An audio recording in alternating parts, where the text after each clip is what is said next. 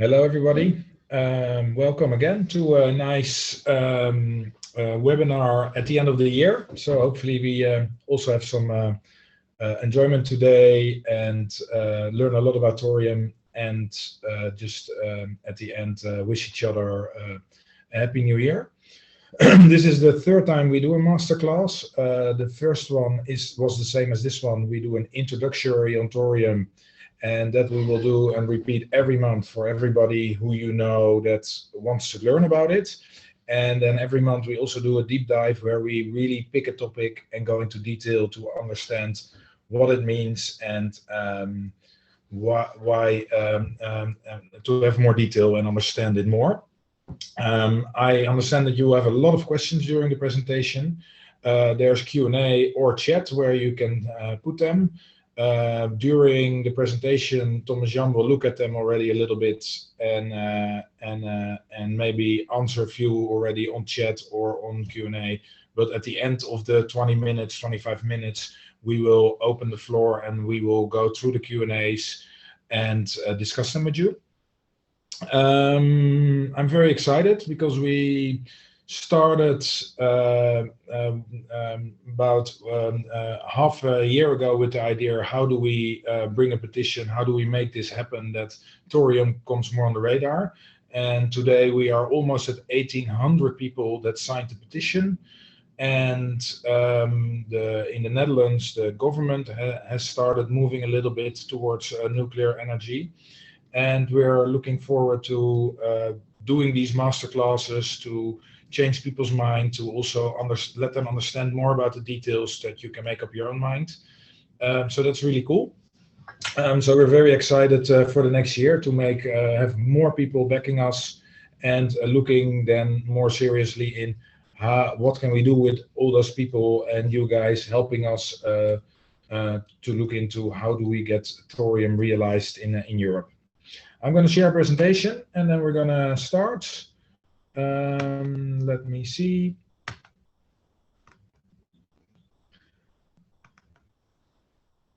There it is. So first of all, anybody who wants to join us in the petition, go to start.thorium.today and there you will see how many people have signed up, and you can also sign up. The idea is that we want to build a first thorium reactor in Europe, and especially in the Netherlands. We can discuss in the Q&A why we chose for the Netherlands, but basically we think in Europe, currently the climate is best in the Netherlands to start a thorium reactor with the TU Delft doing a lot of research, with Petten, where you have test facilities, and the government that is starting to be moving towards more pro-nuclear. We would like to have a lot of people signing this to show that we want to develop this in Europe and collaborate between European countries, because I think if we really help each other and work together, we get further than doing it alone. So who are we? My name is Serge Collet. I live in the Netherlands. And how did I get into this? About a year ago, I had some time free and I started looking in the energy transition and calculating windmills and solar panels. I thought this doesn't make sense yet, that we can really provide for all the energy we need in the world.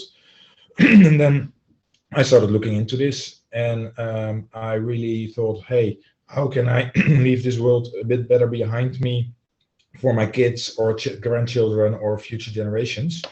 And I think this is a really viable option to scale the energy and clean energy. So let's go. What will we do today? We will learn about the energy transition and more about thorium, but and more an overview. And then we will discuss where you can see master classes to go more in detail that we will also organize via online Zoom meetings. So here's the structure of the master classes. We will have master classes, this one, thorium being part of the energy transition. Then we will have master classes on the story of thorium. Last month, and you can find that on our YouTube channel, we did the masterclass, how much thorium does one person need in a lifetime? but we will talk about the story of thorium, waste, safety, cost, and we will also work on a presentation. Let's build it. How can we do this together? What can you do? What can we do? And how do we make this happen together in a collaborative way? Let's now dive into the details. I think there's quite a sense of urgency, but there's always a question, do we have a problem together? So let's first look at the global energy challenge. How much energy do we need in 2050? We have a growing world population, and the welfare is improving, resulting in a growing energy demand. Until 2015, the growth will be larger of energy demand than the saving we can achieve. So we will have more demand on energy because of the upcoming countries in Africa and Asia, and here in Europe and America, the request for more luxury and so on. So let's look into that. The global energy market is actually 10 billion euros per day. So we spend 10 billion euros of energy per day. If you then look at building or trying to build a thorium reactor, which is just a fraction of the cost, what we want to try to achieve together with you guys is why don't we see that governments and investors give us a little bit more money to really realize this, a proven concept in the 60s, and just make energy on a green basis. However, if we make it in Europe, we shouldn't only look at making and doing it for Europe, because if you look at the world population, you can see that Europe is just a small piece of the world population. And if you then look at the growth in the next few years in Asia and Africa, those are really the location where energy demand will grow big time if you look at the population growth. And as you see, we are now at about 8 billion. The expectation is by 2060 that we definitely go through the 10 billion, which is why we have, I think, a bigger problem in energy demand. If we then look at the energy demand, from 2000 to 2020, where we now are, we saw a 44% growth in energy demand. And if you then look at the graph, you see that solar, wind, hydro, and nuclear, mostly the green energy sources, are a very small contributor in the total delivery of the demand, and oil and coal and gas are still really big, and traditional biomass is also still quite large. If we then want to scale these to, in the growth, also take away oil and coal and all those others, wind, solar, and hydro and nuclear need to be all scaled to really do it, and not excluding one of these. So currently the Green Deal gives us that we do wind, solar, and hydro, but we think nuclear is more scalable, so it should be part of the equation. So then the question arises, is nuclear an option? And what is a thorium molten salt reactor? And are there differences with current light water reactors that we have? And let's have a look. I first would like to go a bit into a mindset discussion. And in leadership research, you have a double learning loop theory. And that is that we as people, if we have a result and consequence of something, we immediately say, okay, which action and which problem solving we can do. And then we take actions, and then we look at the results again. And with this mindset, we incrementally improve and think about things, but we stay in the same context. And what is important to look at if we start discussing the next few issues on nuclear is about the double learning loop. That we do more than problem solving, that we learn, that we are open with our minds to reevaluate and maybe even reframe our goals and values, and even look at different concepts. And that's important to understand what's happening with thorium and the nuclear world. It's all about that you can interpret things in a different way or read things in a different way, and that's what people use. So if you go on the internet, there's a lot of people very in favor of nuclear, a lot of people very anti-nuclear, but they only pick up one little context, and there they do a single loop learning. Yeah, it's not working, it's too expensive. Whilst actually you should look into more detail to understand if it's really a fact or is it just to market things. And I invite you to not see this presentation as everything is the truth, but more as a discussion, and that you're eager to learn yourself and start having your own opinion, and maybe change it a bit or get more excited, because I think that will make the public opinion change and that we all are on the same page. So if you look at the classical things against nuclear, we say there's a cost and delays, and those are very expensive. So that's a big issue, people say. It's very dangerous. And the nuclear waste, we don't know what to do with it. And this is what if you ask the common man in Europe or on the street, wherever in the world, they will say these are the issues on nuclear energy. So in the last half year, when talking to people, they immediately say, yeah, Serge, nice that you say this, but it's too costly, it's too dangerous, and we don't know what to do with the waste. But what if we imagine that these problems can be solved? What if we don't have these issues? What are then the issues? Why is it not working? Why can we not go ahead? So with a thorium reactor, we think these problems almost vanish. So they get either they disappear or they get so small that we can question, is it really an issue? So let's look then in the reevaluating and the mindset change on all those topics. So if we look at cost, people say it's expensive, but why is it expensive? Well, actually, if you boil down to it, we keep on having more rules and more regulation, and those more rules and more regulation take that you need more cost to implement against the regulations. Next to that, people also, if you look at the discussions, they go against the complexity of OPEX and CAPEX. So the investment of a nuclear plant currently, a light water reactor, cost indeed billions, but they will run for 60 years. If you put a windmill equivalent on, a windmill is written off after 25 years and needs to be replaced. So it's also comparing apples with pears. You have to invest now, but then 60 years you have almost no running or low running costs, and you can run it. And then we have all the regulation costs.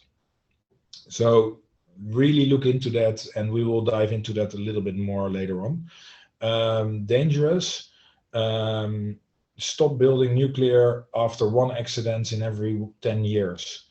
So we have to actually understand those meltdowns that happened in Fukushima and Chernobyl, and what's the impact compared to other energy sources? How much does coal do to us in that way, and what kind of air pollution do they do, and how much does that kill?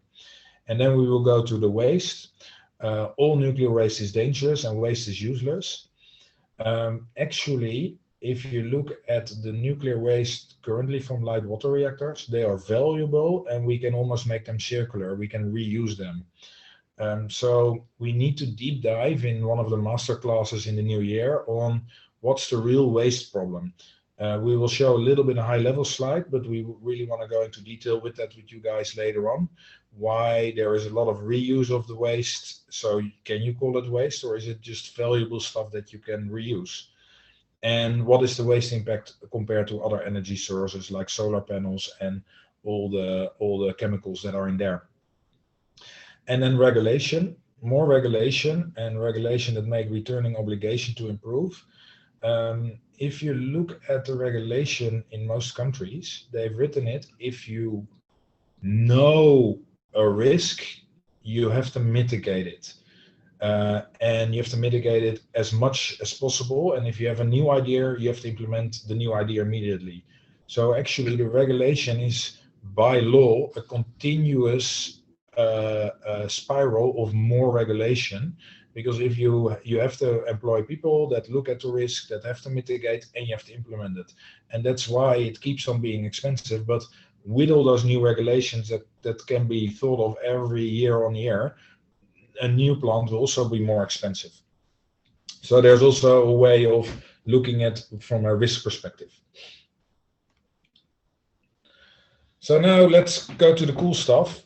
Thorium is a metal from the periodic table, and as you can see on our YouTube channel, a thorium ball this size, about 3 or 4 centimeters of diameter, can supply all the energy you need for your entire life.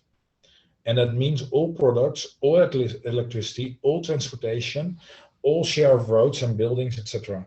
So this ball is what you can use, if it was thorium, for your energy of your life.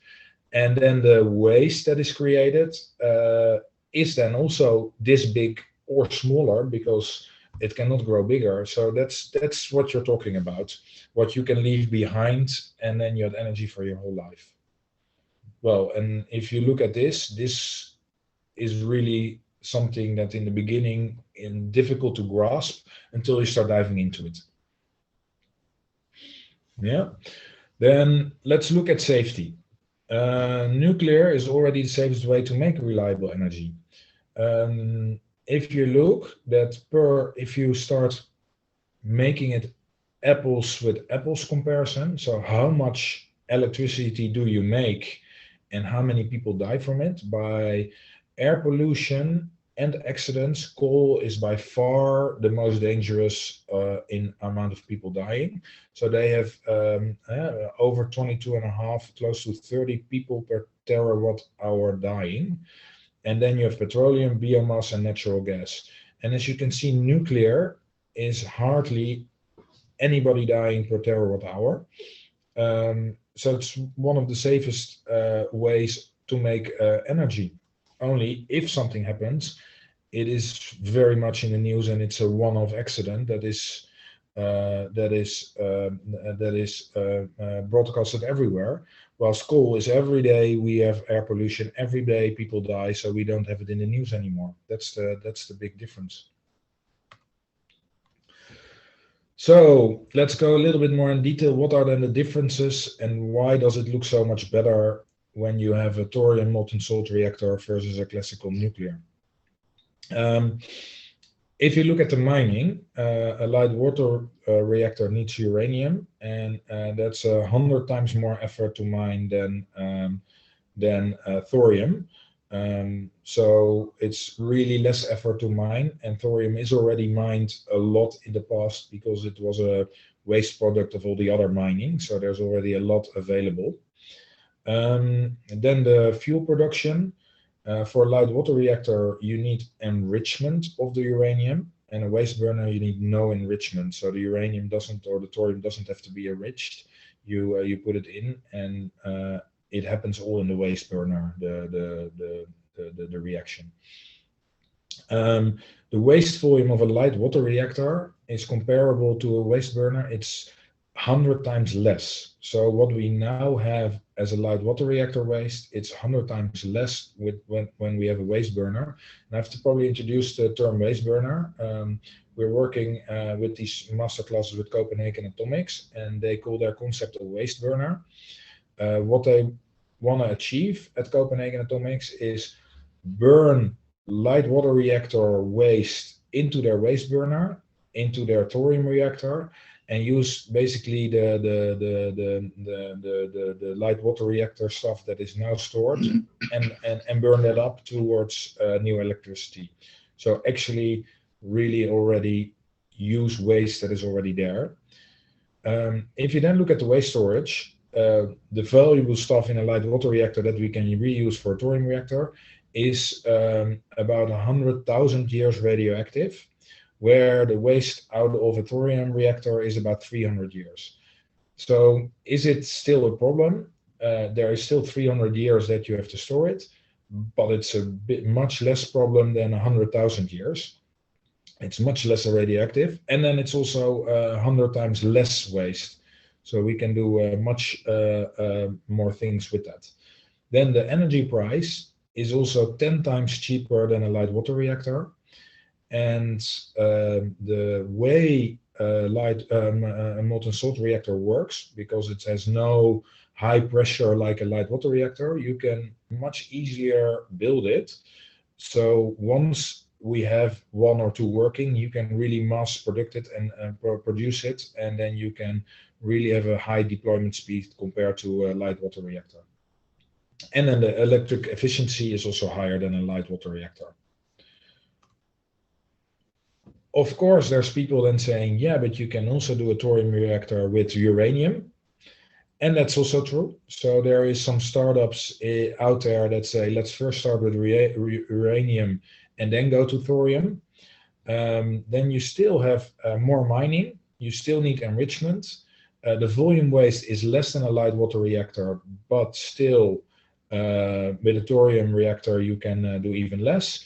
And the waste after uranium cycle of thorium, or uranium cycle of a molten salt reactor, you still have waste for 100,000 years, which is different. But then the energy price, deployment speed, and electric efficiency will be around the same.